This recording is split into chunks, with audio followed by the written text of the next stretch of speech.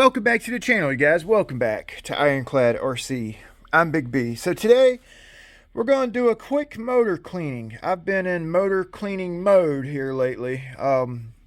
This is the little Rocket 2968 4000 kV that I actually had in my shrimp outrigger. I flooded it. The last time I run it at the speed run spot, which is like a fresh brackish water, right? And I probably should just like throw it in the trash because it looks like the copper is like really dark, but that could actually be tarnish, right? So we're going to clean it today. This is what I use to clean motors. I found this to be the best products, or the best stuff that I found or I used, right? This electromotive parts, electronic parts cleaner. I've been using this stuff for years, even before I got into the hobby. It's good stuff. I mean, you just spray it on the winds, and it does a great job of cleaning the rust and tarnish off these copper wrapped motors. Okay, Corrosion X for the bearings, and the blaster is for these screws right here, so you don't strip them out. Okay, so let's get into it. I apologize, I'm on my short bench in the shop. I'm about to fire up the compressor, but before we do, we actually need to I want to take the motor apart because I have some air leaks and it's just like aggravating for you guys. So okay, these screws are actually 9 times out of 10 they're Loctited in, right? So what you actually need to do, if you can, I don't have a small blowtorch at the moment, mine just burn up. So you could either do one of two things. Actually 3 things. Get a soldering iron, hold the darn soldering iron on each screw, right? And it takes forever using a soldering iron. You can heat the screws up. You know what I'm saying? Just heat them up. You don't want to get the motor too hot, right? But a little bit of heat on the head screws will go a long way. Okay. Now, if they're Loctited in, heat is a must. Also, this PB blaster. I've been doing this the past few days, and on my motors, like breaking these head screws apart. I actually have broken these screws off in the cap, right?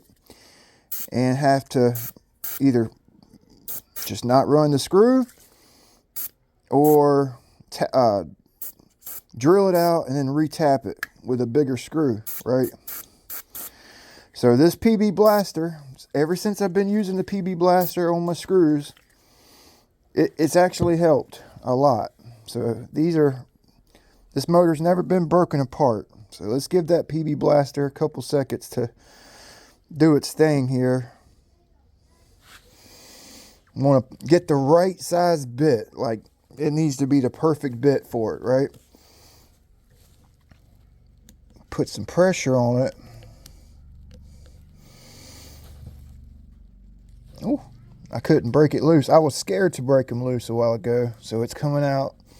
Let's see if I can get them all out without... Wow, that PB blaster is the trick, man. It's the freaking bee's knees. Heat works, right? It works, but you don't really want to get your motor hot, right? And you're going to be cleaning the motor with the electronics cleaner, so it should degrease this the threads, you know. Why not use PB blaster? Wow, man, that is like crazy. I couldn't break none of these apart just now. I tried a couple. Actually, one of these back ones, I actually stripped it out because I was gonna, I think it's this one. Look at there. Yeah, that's the one that started stripping on me. Yeah, boy. Damn, boy. There it is, breaking right loose. Come on. I'm just gonna try to keep this video short.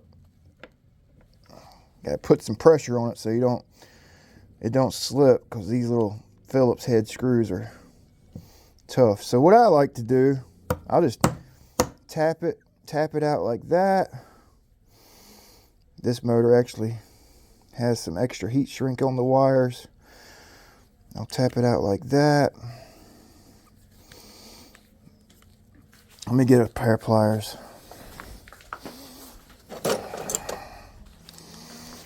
Okay, so when you pull the motor apart, I just use those pliers to loosen it up.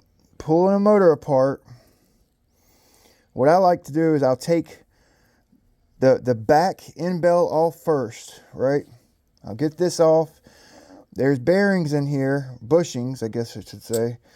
Make sure you don't lose the bushings. So this thing don't have no bushings. I was gonna say, I usually put the bushings that come off the shaft end with the end bell, right? So we're gonna go ahead and spray a little bit of Corrosion X on this bearing so it can start soaking. Then we'll spray it out. I'm not gonna remove it or nothing. Don't see the need.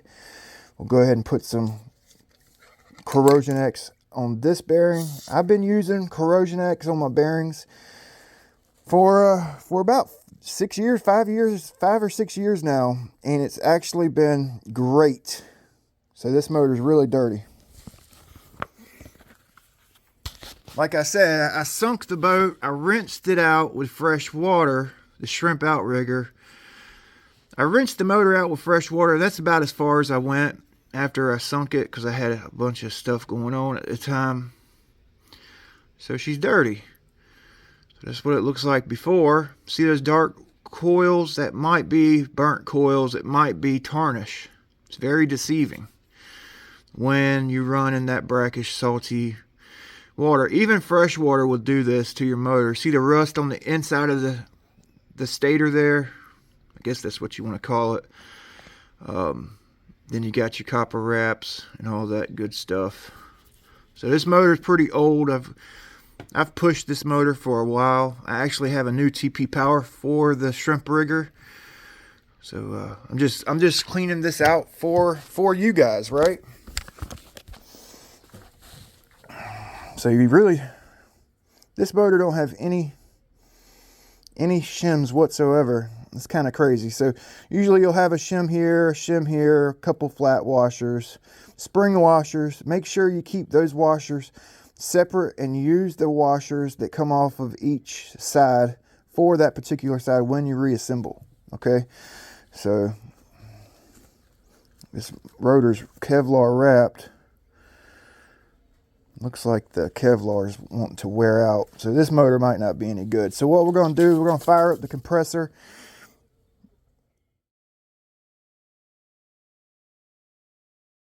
I got my before and my after picture. So I almost used this whole can out. I should have enough for this motor. So I'm just going to go ahead and spray some of this on here so it can be like soaking in, right? We're going to do it right on this white towel right here so we can see what it looks like when we spray and clean the motor. Okay, so I'm going to go ahead, hit it with my toothbrush real quick. I don't know. A lot of guys like using metal brushes on the inside of this motor. I don't particularly agree with that. I think a toothbrush will work just fine. You know, I think a toothbrush will work just fine. It's not so aggressive, right? If you use the right cleaner, you should be able to do it with a toothbrush. My opinion. I just don't feel sticking wire brush in here and possibly getting a wire stuck in this inside of this stator, you know. I just don't want to take that chance, really, you know. Or a piece of wire gets stuck in the wraps or whatnot. I feel this soft bristle brush does the trick. This is a dirty motor, you know. As you guys seen, it's a dirty motor. It's already starting to look better. So I'm gonna go ahead and get that compressor fired up.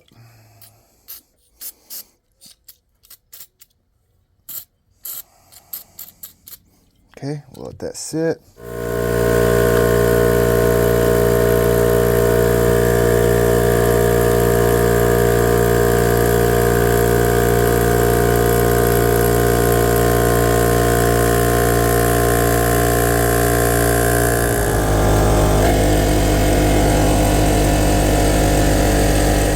Hopefully you guys can hear me. I'm gonna put this off to the side. I'm gonna go ahead and spray this bearing out.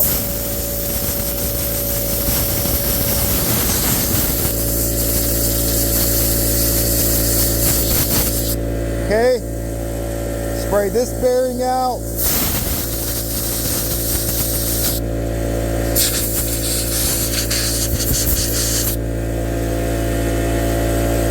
Gonna spray some more of this electric cleaner.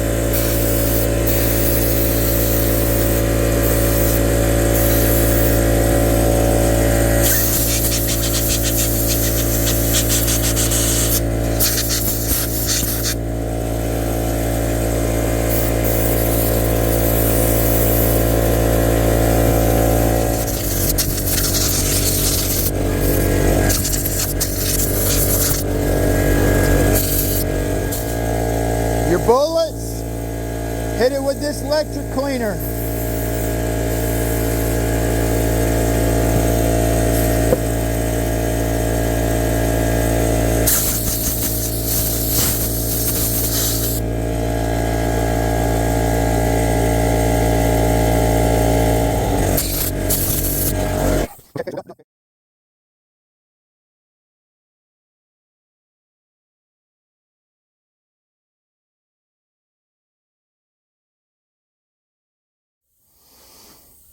All right, check it out. Look how pretty that looks. Look at there. Remember the back of the motor. Remember, had those dark spots, and I was like, it might be burnt wines, or it might be tarnish.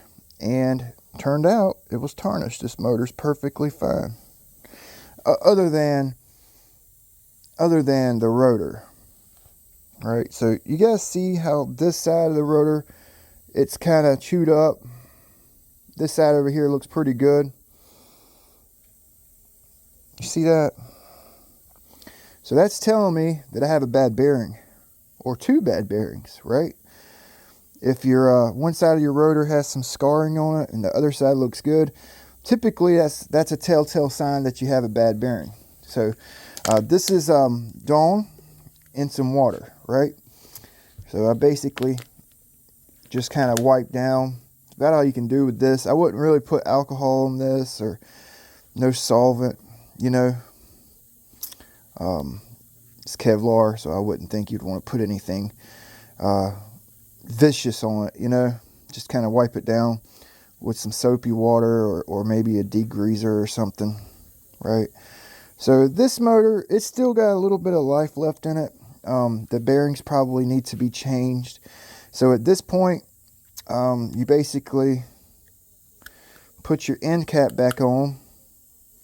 Go ahead, put your screws back in. If you have shims, go ahead and put your shims on your rotor, right? Go ahead and put your shims on your rotor. Get all that worked out. Make sure you got the shims on the right side. That's very important, because this magnet has to be lined up in the stator perfectly. So you have shims in a specific area. Make sure they're in that area. Man, that looks good. Put your shims on. This one didn't have any. Put the shaft back in. Put your shims on the other side. Like I said, this one don't have any. Put the end cap back on. Boom, boom, boom. Put your screws in, and your motor is basically tuned up, rebuilt, right? So let's listen to the bearing on this.